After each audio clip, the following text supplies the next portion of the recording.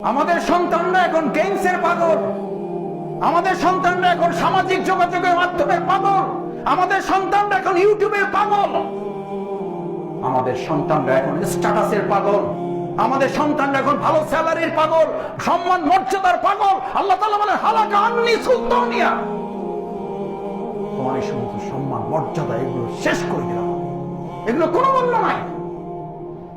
আজকে এখানে যারা উপস্থিত হয়েছে মুসলিম একরাম, আমি সময় নিচ্ছি না আপনাদের। যদি জাহান্নামের এই দুঃসংবাদের চেয়েও দুনিয়ার কোন দুঃসংবাদ তার মাথায় ঢুকে যায়, তাহলে বুঝতে হবে ওই ইমানদার জাহান্নামের দুঃসংবাদ এখনো সে মাথায় ধারণ করতে।